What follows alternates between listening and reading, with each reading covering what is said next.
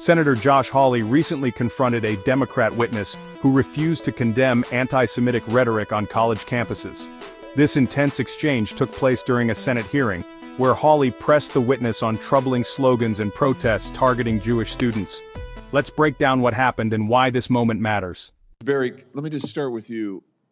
You said in response to a question from, I think it was Senator Graham, you praised the protests going on campuses. I just want to make sure I got this right, so you correct me now, as a national organic human rights movement. What did you mean by that? The mass movement in support of Palestinian human rights is happening on college campuses across the country after students are learning more about the history of the Palestinian-Israeli conflict and the specific targeting of Palestinian human rights, yes. Oh, okay, I just want to be clear about what you're praising and not praising.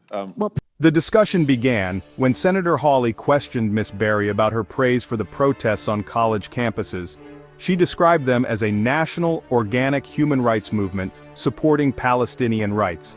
But Hawley wanted to clarify exactly what she was endorsing. Praising. Let's have a look here. So, yeah. This, long live the Intifada.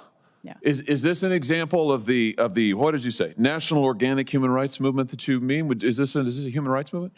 I'm not sure that using the term Intifada, which literally just means to like shake off or get rid of, is effective, as most Americans don't actually associate it with a human rights issue. So I don't think that's effective. No, Senator? Wait a minute. You don't think it's effective, but you would agree that this is calling for the destruction of the state of Israel. This is after the October. No, Senator. No, it's not? This isn't calling for the killing of Jews? I don't know that person and I don't know that sign. So you don't know what this means? I don't think. You haven't seen this before? Did you see these protests on Rabbi, do you know what this means? Yes, it's a call for the destruction of the state of Israel and probably the killing of Jews everywhere. I do not agree with that, Senator. You don't think that's hate speech right here? Long live the Intifada can mean different. As I see the problem, it can mean different things. Wait a minute. These are protests, violent protests on campuses that targeted Jewish students, attacked them personally, prevented them from going to camp, going to class, put them in fear of their safety after the October 7th attacks on the state of Israel that murdered more Jews than at any time since the Holocaust. And you're saying you think that this is an ambiguous message? Hawley brought up a specific chant, "Long live the Intifada." He asked if this was part of the movement she was praising. Berry hesitated, saying she wasn't sure if the phrase was effective because many Americans don't associate it with human rights issues. But Hawley was quick to challenge her.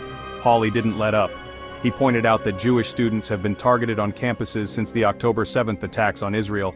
Yet Berry was unwilling to clearly denounce the rhetoric fueling these actions. When pressed on whether she condemned these phrases as hate speech, Berry attempted to introduce nuance to the conversation. But Hawley saw it differently.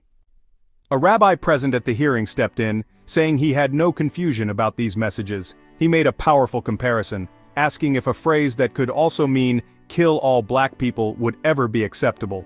The answer was obvious, highlighting the dangerous double standard at play. Will you condemn this right here? Right here. Long live the Intifada. Will you condemn that? Condemning Jewish students on a campus is being targeted, and the Office of Civil Rights should successfully be given funding. Will you condemn this as hate speech? I think that can be hate speech, but I don't think it's automatically hate speech. The problem is that there's nuance I'm trying to introduce to this conversation. What's the nuance when these people are marching and calling for Jews to be killed? Sir, because Intifada also means uprising for Palestinians. The way it's ambiguous, so it's hard to say. Well, my gosh. Okay, let's try another one. What about this? Please, audience will please. Oh, yeah, I mean, that's fine. We know what you think. Right, exactly. I mean, I think you've made it clear. Those who were cheering earlier when Senator Cruz was asking about the attempts to destroy and kill Jews. Let's just be clear about what's going on here, because here's what's happening at this hearing. We can't talk about anti-Semitism without also talking about something else. The message that's being sent today at this hearing today is anti-Semitism isn't enough. The attempts to kill Jews on campuses, that's not a conversation worthy of discussion. You've got to add something else to it. So if you want to kill Jews, oh, well, we can't talk about that unless we also talk about 15 other things. And now we have a witness sitting here who will not condemn the attempts on these campuses that are blatantly anti-Semitic tropes, Nazi tropes to try and kill Jews. What about this one?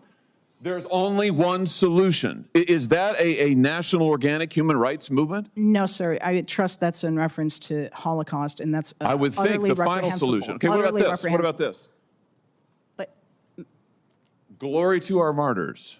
again, I don't understand the point of messaging like that. I don't know what that means. Would you condemn this as anti-Semitic? This was projected here in Washington, D.C., on the campus, in front of Jewish students following the October 7th massacre. I think that that is not appropriate speech at a time. It was hate speech in the context, don't you think? Sure, but the point is I would prefer to focus on the issue of hate crime. That's the reason I'm saying that. This is a hate crime. When you threaten to kill Jews and destroy the state of Israel, that's hate speech. No, that's a hate crime. Threatening to kill anyone, including Jews, is let's not pretend that it's ambivalent or ambiguous or we're not sure. How about this one?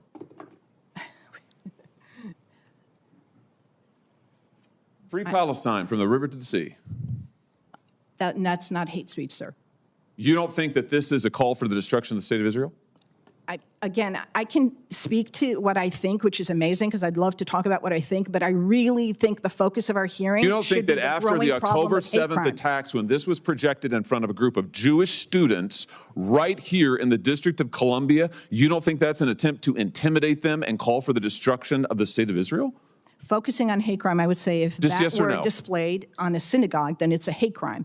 If it was displayed on a Hillel, then it's a hate crime. If it's displayed elsewhere, I trust its speech. Well, and then we wonder why our students are confused. Rabbi, let me just ask you, are you confused about this message?